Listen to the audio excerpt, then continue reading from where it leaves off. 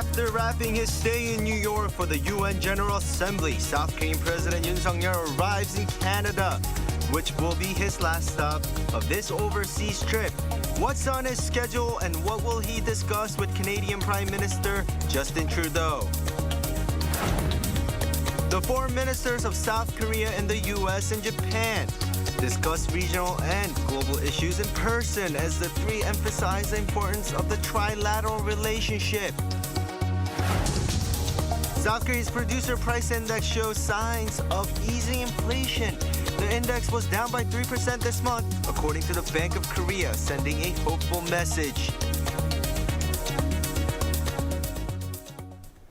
Good morning. Welcome to New Day at Arirang. President Yoon Suk-yeol arrived in Toronto Thursday afternoon local time on the final leg of his three-nation tour, which will also take him to Ottawa Friday morning. Upon landing at Toronto's Pearson Airport, the South Korean leader headed straight to the Vector Institute for Artificial Intelligence at the University of Toronto.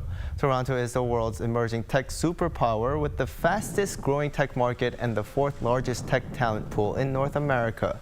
During his official visit, not only will Mr. Yoon seek ways to work with Canada to maximize cooperation and advanced technologies, but also try to gain access to Canada's critical minerals as the Asian country seeks to reduce dependence on China. Now, wrapping up a three-day stay in New York for the UN General Assembly, President Yoon met North American investors and business people, during which South Korea secured investment worth over $1 billion from 7 firms, including chip makers and battery makers. Our Yoon Jung-min has the details. 7 North American businesses, including chip makers, battery makers, and energy firms, have presented investment plans to South Korea worth $1.15 billion. And the proposals were accepted at an event for American investors hosted by Seoul's Trade Ministry on Thursday in New York, where South Korean President Yoon Suk-yeol sent a business-friendly message. 한국에 투자하면 확실한 성과가 나올 수 있도록 책임지고 지원하겠습니다. The South Korean president renewed his promise to create an environment that is good for business, for which he'll try to cut red tape and foster an economy led by the private sector and markets as Seoul tries to gain the upper hand in the global technology race. Among the 7 investors are renowned semiconductor equipment maker Applied Materials and lithium metal battery maker Solid Energy System, both of which have plans to create R&D centers in South Korea, while Canadian power firm Northland Power is considering building a wind power generation complex. 여러분들의 투자가 한국과 북미의 공급망 협력, 또 첨단 산업의 경쟁력 강화, 나아가 굳건한 경제 안보 동맹 유지에 큰 도움이 될 것이라고 저는 확신합니다. Wrapping up his 3-day stay in New York, President Yoon had a lunch meeting with the president of the Council on Foreign Relations, Richard Haass, and former Australian Prime Minister Kevin Rudd, during which he revisited expanding Seoul's contribution on the global stage, something he had already mentioned in his UN speech. Yoon Jung-min, Arirang News. Now, foreign ministers from Seoul, Washington, and Tokyo met to discuss regional and global issues, where they underscored the importance of their trilateral partnership. Kim Hyo-sun has the details. The top diplomats of South Korea, the US, and Japan sat down for a 3-way meeting in New York on Thursday. Speaking beforehand, U.S. Secretary of State Antony Blinken highlighted the importance of the cooperation that exists between the 3 countries. The United States, Japan, Korea, we have the most vital bilateral relationships, but we also have this trilateral partnership. And he also highlighted how vital the partnership is in order to tackle regional and global issues. This is the first meeting of its kind in about 2 months since the 3 met in Bali on the sidelines of the G20 foreign ministers meeting in July. After the meeting, which lasted for about an hour, Seoul's Foreign Minister Park Jin told reporters that the 3 countries share the same view with regard to the need to coordinate closely to tackle threats from North Korea. He then added that the meeting was successful and served as an opportunity to improve bilateral relations between Seoul and Tokyo. Kim Hyo-san, Arirang News. Tokyo refused to comply with an order from Seoul Central District Court for Japan to compensate Korean victims of wartime sexual slavery because it argued the address of one of the plaintiffs was translated wrong. This, according to Yonhap News Agency on Friday morning. Citing judicial sources, the Seoul-based news outlet said the court first sent the order to the Japanese government in September last year, asking for it to disclose state assets in South Korea. But Japan took no action because of the cited reason. The court sent a corrected order in May this year, but Tokyo again refused to comply, arguing its sovereign immunity from all civil suits in foreign courts. A January 2021 ruling by Seoul Central District Court ordered the Japanese government to pay roughly $71,000 in reparations to each of the 12 Korean plaintiffs. Now, it could be a sign of easing inflation. South Korea's producer price index, a key barometer of future inflation, dropped last month for the first time in nearly 2 years. The Bank of Korea reported on Friday the index stood at 120.12 in August, down 0.3% from the previous month.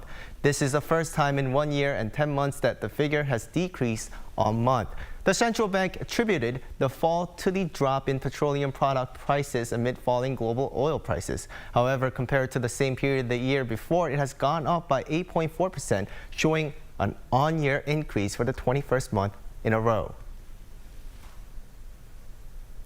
At the National Assembly, lawmakers grilled the government on social, culture, and education sectors. Among the main issues of contention were gender equality and the opening of the Cheongwade to visitors, both related to President Yoon's pledges. Lee Kyung-eun brings the highlights from the last session. Gender equality is once again a hotly debated issue in the wake of the murder by a stalker of a female subway worker in Seoul's Sindang station. The main opposition Democratic Party put pressure on the government over its plan to restructure the current Ministry of Gender Equality and Family, a key election pledge of President Yoon Suk-yeol.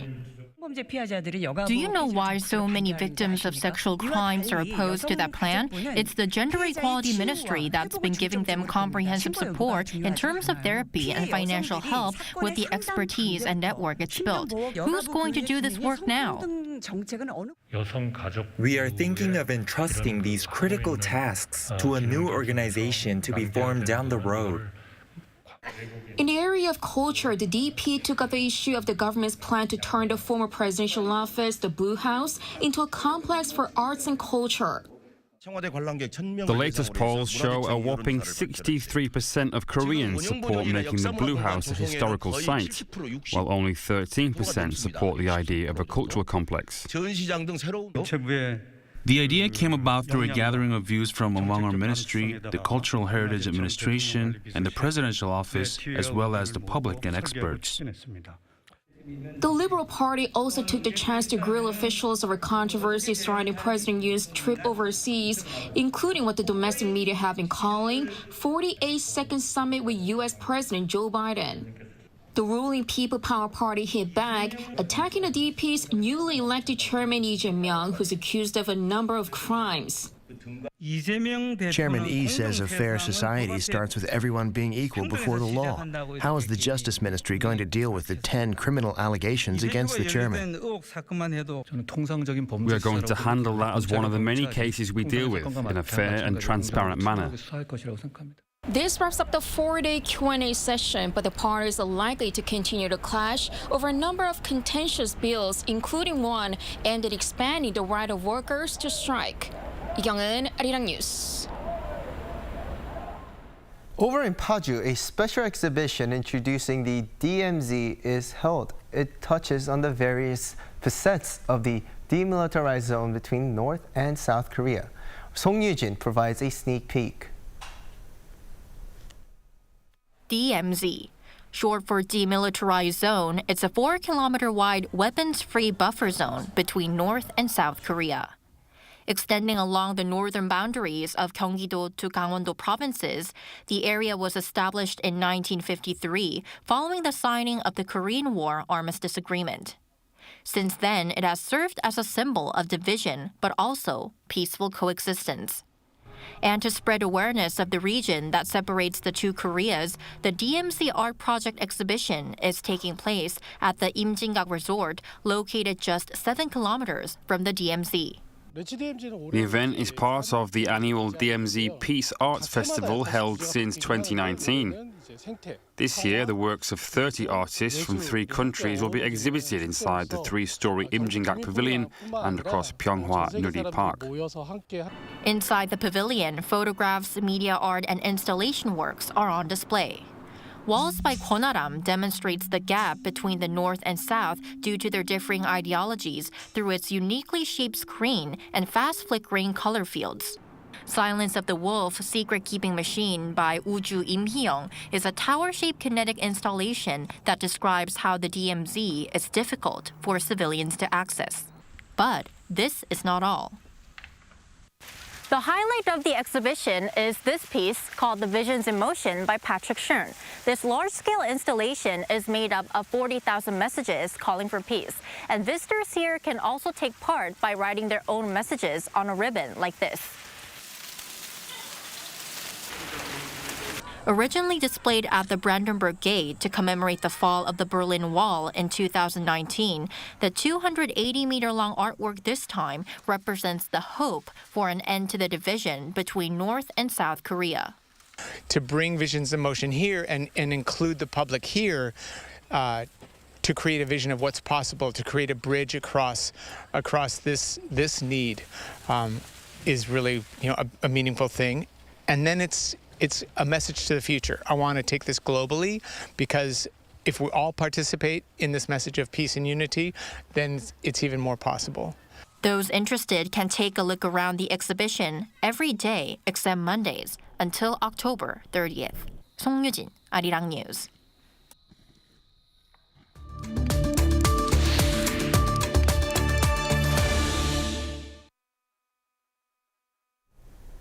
It's time for On Point, where we speak to experts to delve deeper into some of the key issues in the spotlight right now. As we've just seen, the DMZ stretches across the peninsula, where it has become a symbol not just of division but also peace. And every year, a film festival also takes place near the DMZ called the DMZ International Documentary Film Festival, which kicked off last night. To tell us about this year's festival, we have Kang Jin-seok, the festival's programmer, with us this morning. Good morning. Good morning. Now first, tell us about the lineup of this year's DMZ International Documentary Film Festival, as well as other related events visitors can look forward to. Thank you for your question. This year we present 137 documentaries from 53 countries all over the world. So you can see a variety of films made by rookies and veteran directors, not only from South Korea, but also from other parts of Asian Pacific countries, Europe and Americas and the Africa. So I can say with full of confidence that all of the titles in our competition sections are strong contenders for awards, which means they all have excellent cinematic quality. And many of them have received critical acclaim at international film festivals. And titles in non-competition sections are also, noteworthy. This year's master section in particular has outstanding lineups. We carefully selected the best works by the best documentary directors such as Frederick Wiseman, Werner Herzog, Liti Fan, and Sergei Loznica, and so on. And along with the most recent films, we also plan a very special retrospective screenings. This year, we'll honor the legendary Japanese documentary filmmaker Ogawa Shinsuke by screening 9 of his films, including Sannichika series. That sounds very interesting and exciting for a documentary fan like myself. Now, could you tell us why the DMZ is such a fitting place for a film festival, especially focused in documentaries? Yeah, that is the really wonderful question. As the reporter introduced the DMZ zone, and indeed, our opening ceremony took place yesterday and in Imjinga place in Paju City, so which is very close to the South and North Korean border, and the site has been portrayed as a symbol of the Korean Peninsula's division, but it also holds a lot of promise, I believe. It is because of that. If geopolitical in this peninsula shift, this location will be the very starting point. So DMZ Docs, DMZ International Documentary Film Festival, seek to redefine the meaning and the value of DMZ as peace, life, and communication. I truly believe the effort is consistent with how Grierson, known as the father of documentary film, defined the genre, the creative treatment of reality. In other words, we want to use the power of documentary to change and improve society and the world. Wow, that is very strong. And of course, like you said, DMZ is a perfect place that represents your ideas behind documentaries. But a lot of people won't be able to actually visit the DMZ for the festival. So are there any options for international fans out there that can't make it in person so that they can watch it online? Yeah. So actually the COVID-19 pandemic has, posed numerous challenges for DMZ Docs as well, like all other film festivals. The inability to have audiences in the theater compelled us to reconsider what is the essential role of a film festival. And one of the conclusions we reached was that a film festival is a platform where filmmakers, and audiences can meet. And BODA, VODA's we launched the BODA online documentary film streaming platform as one of the efforts to keep connectivity as a platform alive. So among this year's selections, we service approximately 80 documentaries from our selection. And throughout the year, so you can also watch hundreds of documentary films all of the world. So we are attempting to expand its service area beyond South Korea because at the moment, so there's a geo-block only in South Korea, and I sincerely hope that international documentary fans can participate in our festival all around the world. Right. I mean, the options there, but for those who are able to make it, should definitely take a trip down to DMZ. Like you said, a lot of interesting events going on. Well, thank you so much for speaking with us this morning, and good luck with the festival. Thank you for having me.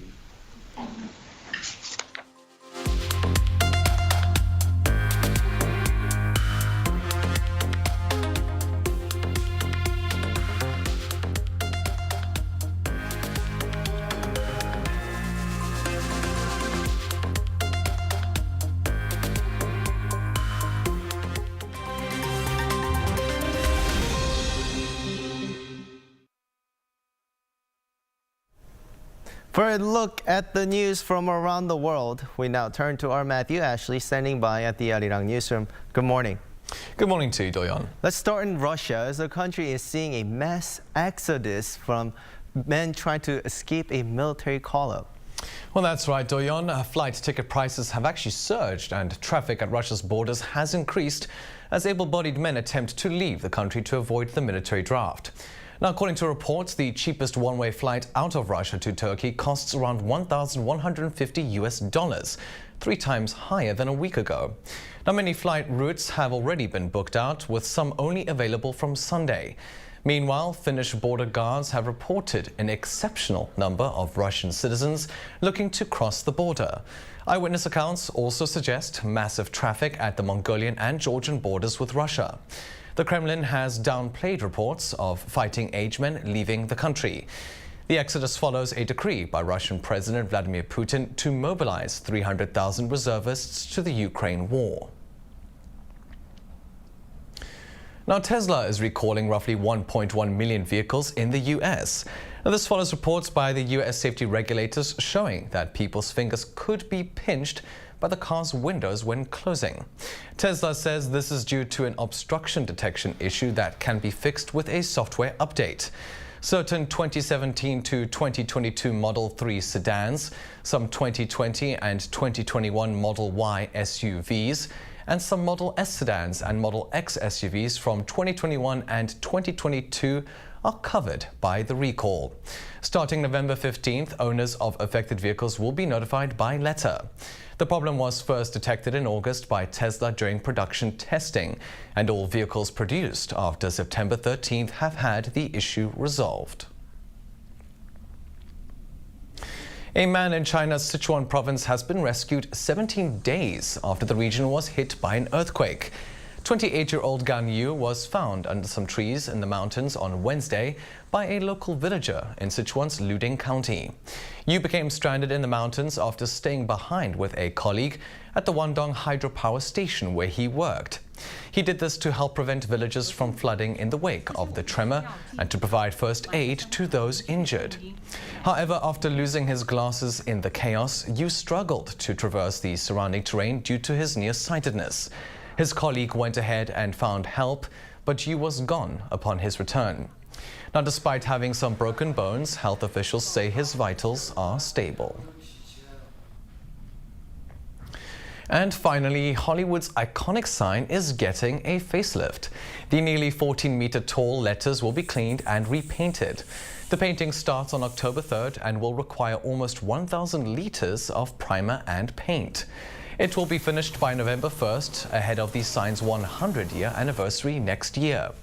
The landmark was first erected as Hollywood Land in 1923 to promote a new housing development and was only meant to last 18 months. In 1949, it was shortened to Hollywood, and in 1978, it was rebuilt after the original letters had deteriorated past repair.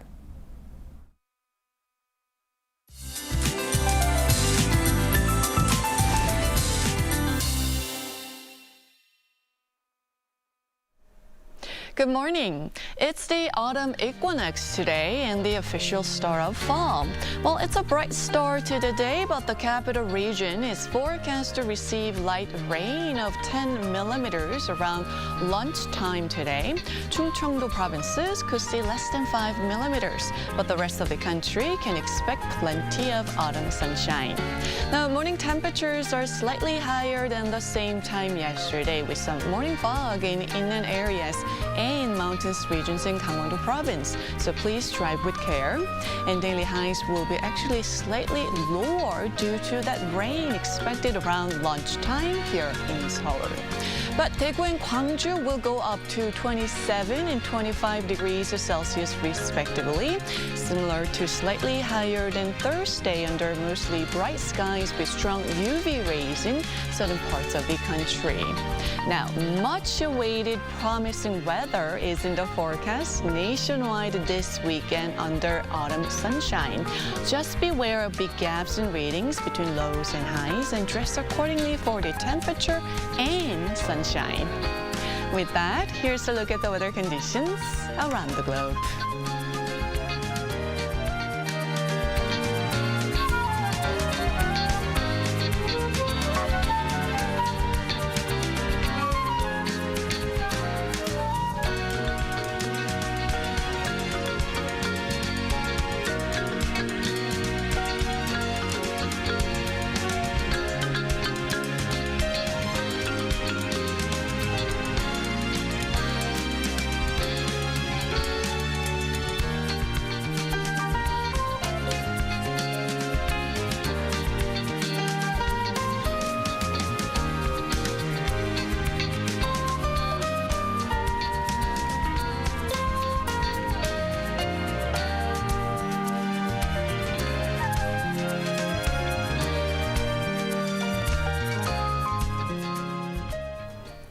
Now that wraps up today's New Day at Arirang. We'll be back next Monday at the same time. Please stay with Arirang News though for more updates throughout the day. Have a lovely day or evening wherever you are, and take care.